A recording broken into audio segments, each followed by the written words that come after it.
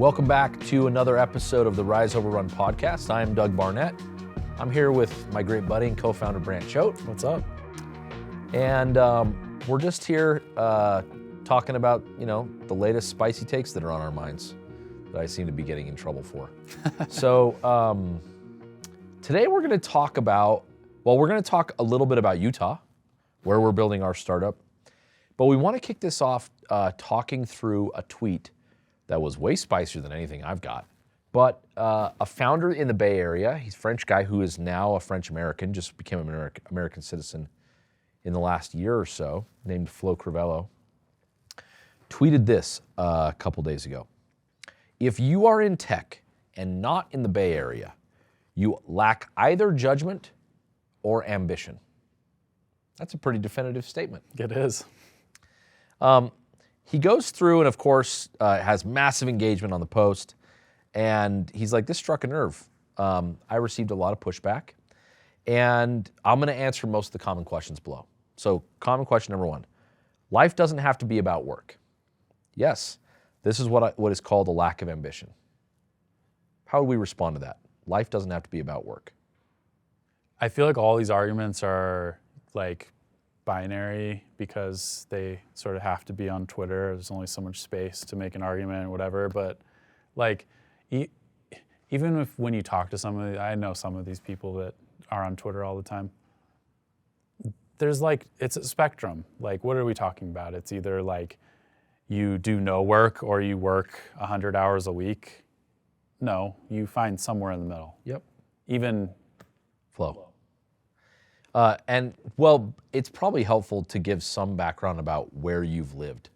Yeah. So I lived in San Francisco a number of times, Oakland, in the Bay Area, various places, and most recently was there up until COVID hit, and then moved back here. And from Northern California as well. From California.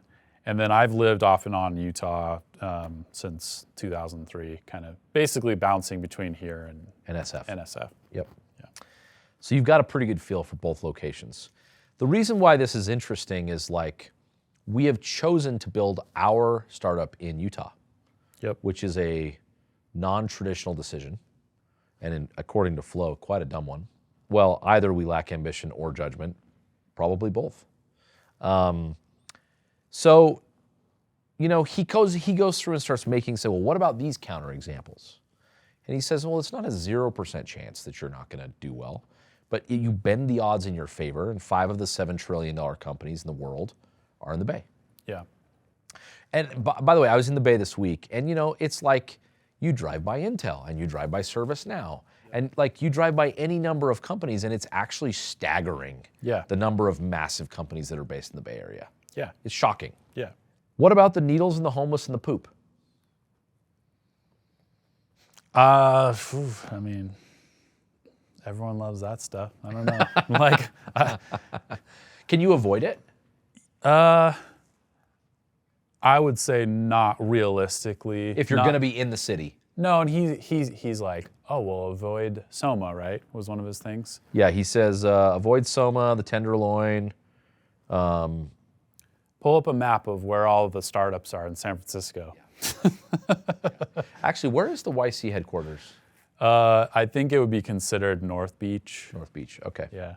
But it's like you have to go through Soma area, Yep. depending on where you live. Yep. He mentions watch walkthroughs of Hayes, Pacific Heights, North Beach, No Valley on YouTube if you need convincing. It's a cute city. Those places are awesome, but there's no startups there. Yeah. They're all residential areas. Yeah. So to get to the actual office, you kind of get into these areas that he's saying are fairly dangerous. Most people, I think, live in one of those areas and they cross over all of the dangerous areas or traverse through whatever, but Soma is the hub. Yeah, every time that we've gone to the city for YC reunions or whatnot, we always end up crossing through these areas every single time. Yeah, or people have moved some amount of their startups down to the Mission, but the Mission has the same kinds of problems. Okay, tech means we can work from wherever we want. And then he says, it is still 10x easier to build things in person than remote. Well, there's something we do agree with. Yep. And interestingly, I think Flow has gotten there, but his prior startup to the one he's working on now, which is an AI startup, was building a tool to make remote teams productive. So he's clearly come to the same kind of philosophy that we have about how important in-person work is. What is it that makes the Bay Area special? There's a whole bunch of stuff that is very hard to replicate. And maybe not replicatable. Yeah, and I think people have tried to, really do this diagnosis in many different areas, including here, and kind of come up with their own proposals of how to, shift dollars out of the Bay Area and move them to other places. But the things that I think are special and unique are, it's one of the cities in the U.S. that immigrants want to move to. And why? It's culturally diverse. Yep. I mean, you can move from most other countries in the world and plant down there and have kind of a base of other people that are like you that have moved there. You can go to restaurants that, have food that you're used to eating. You can go to grocery stores that have the food.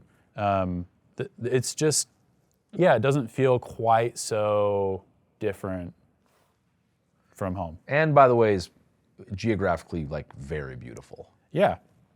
Pretty good weather. Yep. A lot going for it. Yep. So a lot of the smartest people in the world choose to go live in San Francisco. And I think what tends to happen is you have large groups of people coming in, the best from all over the world, larger sample size, and so you just end up with more smart people all in one place. And then I think furthermore, since a lot of them have come over just to chase their dreams, their focus is singular. I mean, there is one place that some of my buddies lived in San Francisco that looks like a prison yard. You walk in there, and there had to have been 300 Is it like a warehouse? bunk beds set up. Yeah, kind of. But this was inside of a big, tall building, but the bottom 2 floors just had fairly high ceilings. Like an office building, almost. But it was zoned for residential. So residential tower. Yeah. But the walls, it's like a big open space? Big, huge open space, no walls at all, and just rows and rows and rows of bunk beds as far as you can see. And then there would be 6 shared bathrooms on, one side of the whole floor there. And then the bottom floor would be kind of like coffee shop-ish, a little more co-working swanky type space. Co-work space, but it's still where they all shared one big fridge, shared fridges for 300 people. You pay $700 a month. Note to anyone watching this, that doesn't exist in Utah. No, it doesn't. Doesn't exist. Nor if we built it, would people choose to live there? No. Why would you? You wouldn't. But to go have that for $700 a month and live right in the mix in San Francisco is what some people want. It's a deal if you can stomach it. Yep. And alternatively, even some of my friends that grew up here chose to live inside of supply closets. One of my friends had a sleeping bag laid out, and his whole space that was just his was just a closet. $450 a month. Interesting on the immigrant piece that you're talking about. So I went to dinner with some of our investors this week when I was in the Bay. One of our investors is in his mid-50s. He's a guy from India. And he came to get his master's degree in electrical engineering. I think it was the University of South Carolina. And he came here, he said, with less than $500 to his name, with his girlfriend, who he married 5 days after arriving in America, by themselves. She got her master's in mathematics. He got his master's in electrical engineering.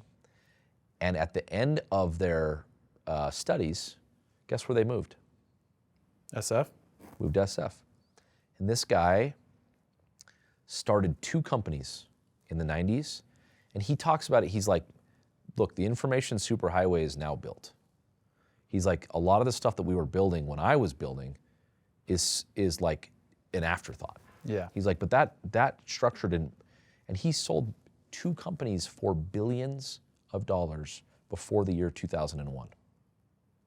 Very impressive. Good timing. But this type of person, if you listen to the background, master's in electrical engineering from India, married someone who's mastering in mathematics. These are not normal people. Yeah. They're very, very intelligent. Yep. And chose on purpose to move to the Bay Area, even after coming to the United States in a completely different place.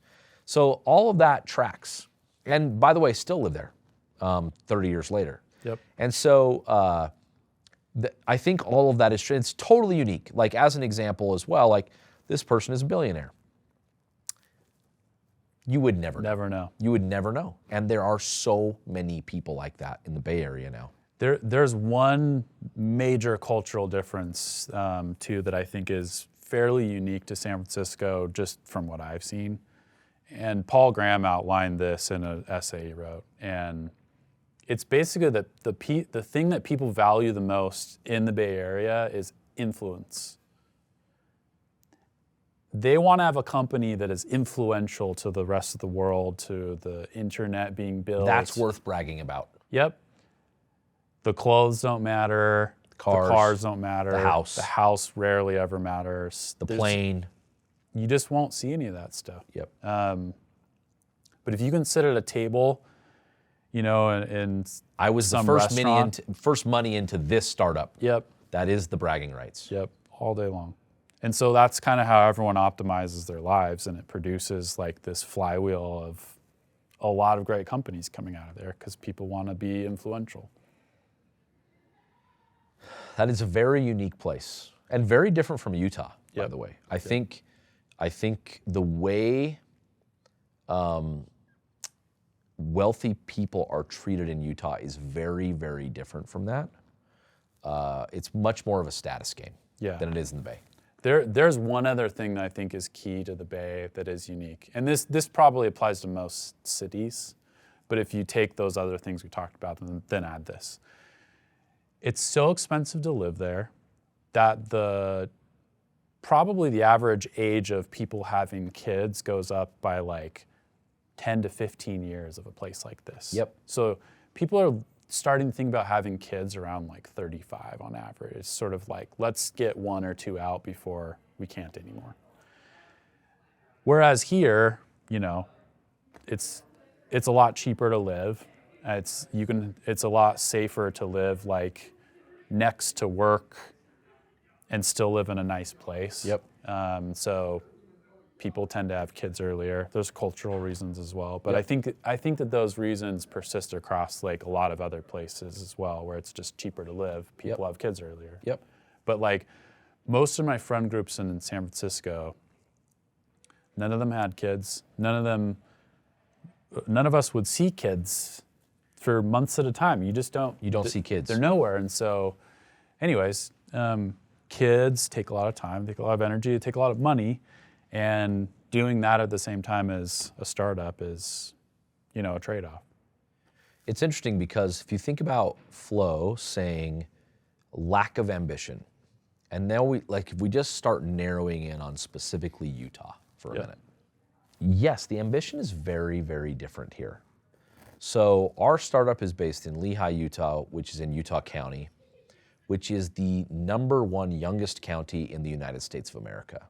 Well, the only way you do that is through children. Yep. So the most kids per capita of anywhere in the country, the United States, big place. Today I'm 43, I have a 19-year-old. So I had my first kid when I was 24. Not that young, but still like 12 years younger than most people in the Bay. Well, we've gone to YC events and stuff. People's eyeballs pop out. I have more kids than every YC founder combined. Yeah. That's just the truth. I have 5 kids. That's just how it is. And I know that walking around. I'm like, also, I'm way older than all of these people. Yeah. So a couple things that are associated there. When you have children in your mid-20s, what does that do early on to the way you think about risk?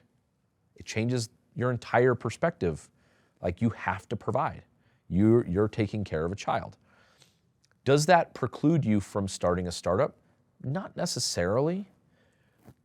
But also connected to that, and this is what I'm trying to like figure out exactly where we are in Utah today, because I know lots of founders in their mid-20s in Utah now. Yeah. Lots. Yeah. As an example, like we sent our board prep document in Notion. One of our investors who sits on our board, who's very successful, didn't know what Notion was. And actually, many people who I meet with that are not directly working in tech in Utah have never heard of Notion. Yeah. Is that possible in the Bay Area? Probably not. Probably not. Yeah. In fact, everywhere you drive, there are Notion billboards. Yeah. Can you imagine a Notion billboard in Utah? Would be weird. It would be so weird. So, to be honest, I didn't even know what a startup was until about 2012. Yeah. So I was like in my early 30s. If I lived in the Bay, would I have known? Yeah. For sure I would have. I would have known what that meant. So the cycles of venture capital, the cycles of knowledge, the cycles of information are so much older in the Bay Area. They're just much, much, much more mature Yep. in pretty much every life cycle of venture capital startups. So the first thing is like, okay, you're gonna have kids younger. Maybe you have them younger because you live in a cheaper area, or maybe I'm choosing to live in a cheaper area because I wanna have kids younger. Yeah. I don't know which is first, but culturally it's probably I wanna have kids younger. I got married younger, etc. Like a different set of values. Which drives maybe some risk aversion. Yeah. I think a fair amount. I agree. Yeah. In addition, it's fairly nascent. Utah is a fairly nascent venture-backed community that is very entrepreneurial. I don't think people understand how good Utah is of a place to live. In fact, I think we are pretty much like kind of blockaded by the mountains of what's happening outside the state. It's the #1 economy in the United States. Is that GDP growth or what is? It's GDP growth per capita. Okay. So like here, you just don't hear of people that can't find jobs. Yeah. It's not a thing. So we're used to that. It's also very, very entrepreneurial and very like culturally, we take care of people privately, not publicly. With public dollars, the communities are very tight here. It's like the Utah Hockey Club guys, when they came to Utah, their neighbors are walking over with cookies and helping them move in. And they were like flabbergasted, like doing interviews about this. Yeah. That's kind of Utah. Yeah. That is not the Bay. No. That is not, it's not most places. Yeah. But then it begs the question that I've been thinking about, why does Utah not have a $100 billion company? It's not even had a $30 billion company, except for extra space storage, which we're not counting. So how, in fact, the closest that we've come was Qualtrics, which went private for 13, but at one point was valued over $20 billion. Yeah. That's the closest we've come. And now Ryan owns the Jazz and like he's on to his next thing. Why do you think we have not had a 30, 40, 50, $100 billion company in Utah? Some amount of it's just the amount of people. I mean, there's not, the population of Utah total is what? 3 million 3 maybe? million? Yeah. 3 or 4, it's probably 3 or 4 million. Yeah, I mean, it's such a small fraction of California, New York, Texas even. Florida. Yeah. And if you think about the odds of hitting on a venture deal, Like how many startups can really get created in a small market at one time? well, yeah, They get funded. even if you just take like the portfolio management of your average VC, like they're looking to hit on 3%, is that what we decided? At seed, Yeah. yeah. Like there's 30 total deals that get done across all stages in any given year. In a good year, I think, in Utah. I think that's right. That seems, yeah, that's probably about right. So 20 to 30. Yeah, just like you kind of have to put together like 10 years of investments to maybe have a couple companies pop up out of that. And That get to several billion. yeah, they get to be like, 1 to 3. Hitting a bill, I mean, the amount of companies that have gotten to be 100 billion is such a small number of the overall, even in Silicon Valley, that Yep. It's just the odds are not in our favor is Yep. a simple way to put it. But I think this cultural aspect I think it's shifted a lot like over the time I've bounced back and forth here. When I first lived in Utah, I think if you were to say to your average person, friend, associate, whatever, I'm going to go start a startup and I'm going to take like 50 grand of credit card debt to do it. Their like eyeballs are going to pop out of their head. Totally. Like what? You What are can't you do doing? that. Yep. That's so irresponsible. Yep. Like culturally here is just like not something that you do. Yep. Whereas at the time in the Bay Area, that kind of behavior had already been going on for 30 years, and there was companies that had popped out the other end as good proof that maybe some people can do that.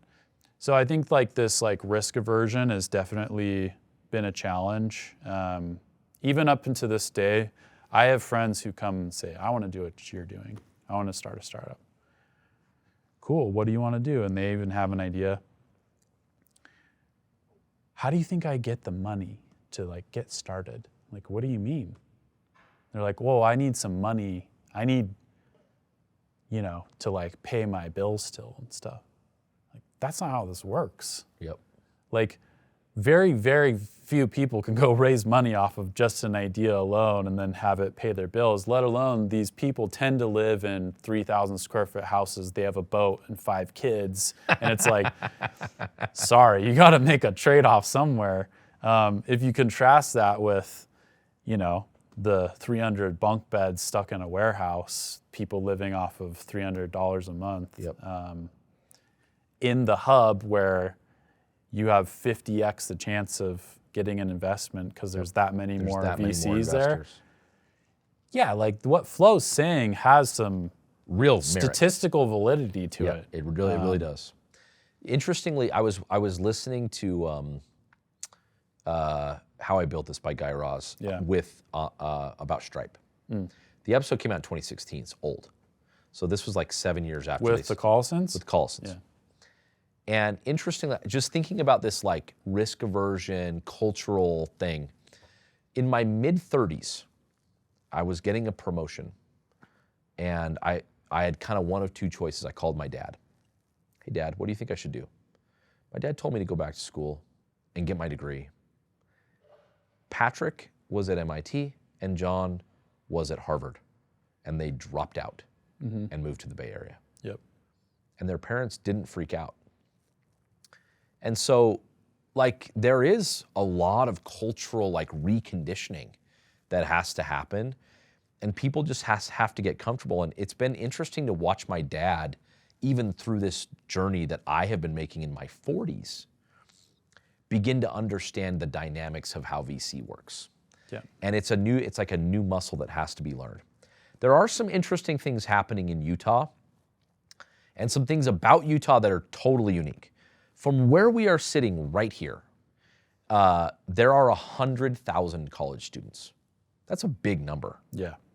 Like, between Stanford, Berkeley, University of San Francisco, what am I forgetting? Those are the big ones. It's probably not even that many students, right? Maybe close to that? Maybe close, yeah. Close to that? Yeah. So, like, interestingly, like, there's a large number of students, very, very close to where we're sitting right now. Per capita, high number of students. Very high per capita, way higher than the Bay. For sure, yeah. Also, there are really interesting things happening at the university level, teaching kids about what startups are.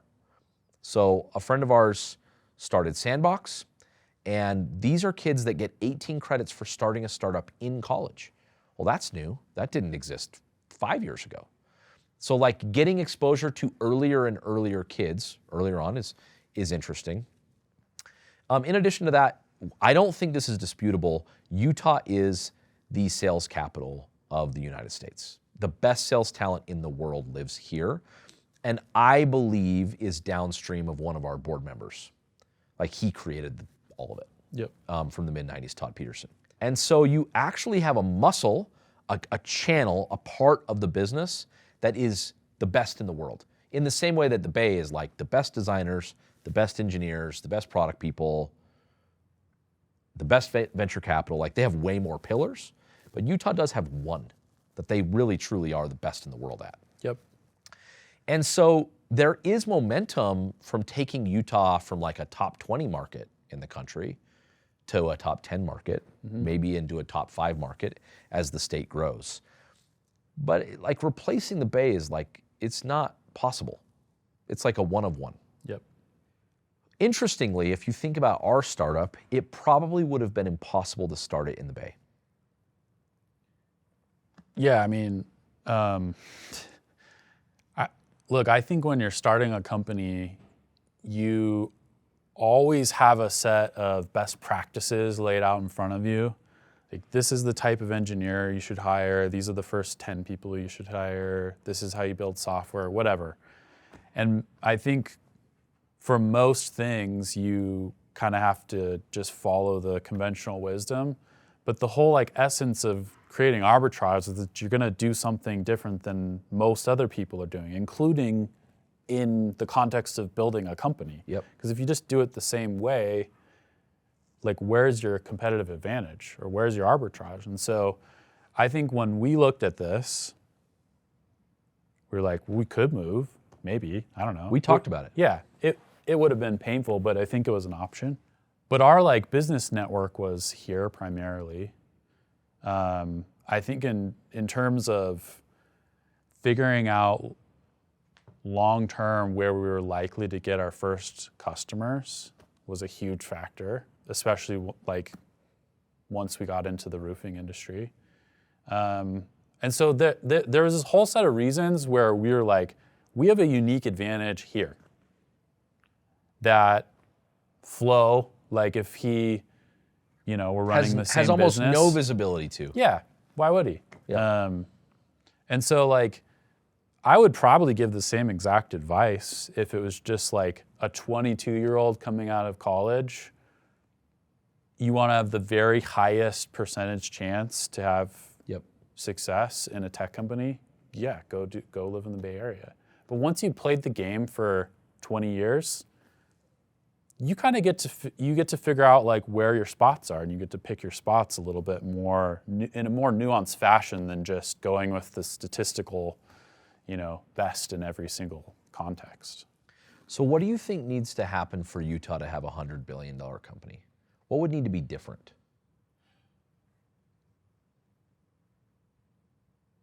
I think it's going to have to grow a lot more. Like, how many $100 billion companies are there? I don't even know. 50? Maybe. Probably in that range. Yeah. Maybe 100. I think that those types of companies seem to be on the back of, catching a paradigm shift or a technological wave. Like if you take your Google, Apple, Facebook, FANG companies or whatever. And I think those tend to happen in Silicon Valley and occasionally other places because it takes more than one company to really like realize that type of value. It takes like an ecosystem swelling up, and it tends to localize in one place. Said another way, like, Apple or Facebook or wherever, they needed all these other like supporting companies around them and supporting people around them to really get to the point that they got to as fast as they did. That maybe is not as easy for us to do here, because we can do a phone call with anyone we want in the world, but we live here and you bump into the people that are around you, you spend time with the people that are around you, and the founders that we get help from or that we help, it's like people that are here. And I think like if we have a lot more people that move here and you have a lot more of these cycles that go through, the amount of like real legitimate success stories and the variety of success stories becomes like sufficiently broad where I think the like statistical chance of a $100 billion company goes up significantly. Right now, I find in Utah there's a narrowness in thinking about the problem spaces that we tend to go work on here. evidenced by the million Podium clones, or pick any other successful company. Yep. Like the amount of times people have tried to build the next Qualtrics, it's just kind of like, look, there's a lot more problems to go work on, but we're just looking at the like 15 to 20 successes that have happened here and just trying to copy those, where if you take any other, like you take the Bay Area and it's, I don't know, it just feels like a lot more broad, where if you did want to go work on a robotics company, for example, there's actually like an ecosystem there where people like have built labs and built equipment, and there's a supply chain flow of stuff coming in there to realistically do that. You couldn't do that here. I was just at a conference this week where I got to hear probably about 30 startups pitch. And like one of them was like trying to build personal airplanes. Yeah. That's never been invented in Utah. Yeah. I can promise you that. Yeah. Another was trying to depict, or trying to figure out with data, they were data scientists, how to target at the house level flood insurance versus at the zip code level. Yep. And they'd figured out a model to be able to do that very, very successfully. Once again, not a Utah startup. Also, I do believe there is some ambition thing here where because it is such a family-centered place, once somebody can make 20, 30, 40, 50 million bucks, they're kind of like, cool, that was fun. Yeah. I'm gonna go hang out with my kids. Yep. It's just the reality of it's just the truth. Yeah. Versus that influence thing that you talked about earlier in the Bay, where like that's how I'm judged, where it's maybe a little bit more like, did I make sure my kids are safe? Yeah. Are they good for the future? Yeah, and I think the fact that influence is so important, it almost incentivizes those people that have made it to still participate. I feel like a lot of the people that make it here bow out and they stop kind of That's not a feeling, that's a truth. giving back in the same type of way that They're wholly focused on their families and their faith. Yep. Usually, after that's the entire focus Yep. is now shifted. It's like an investor of ours and my very good friend, that's exactly what's happening in the summer. And so that's probably, like it's really tough to build a $100 billion company. It takes a lot of time and a lot of ambition and a desire to stick with the company for 20 years probably, 30 years probably. And sometimes you just want to retire and be with your grandkids, I guess. I don't have any of those yet, but I'm not there, but I might get there in 10 years. It's impossible to really speak. But for those, those guys that I met, that I had dinner with this week, both in their mid-50s, both have 2 kids, neither have grandkids. And they're talking about their kids, they're not even thinking about having kids yet. Yeah. And so it's kind of like, well, what else do I do? It's a very different set of timelines in the markets, and I do think that's very connected.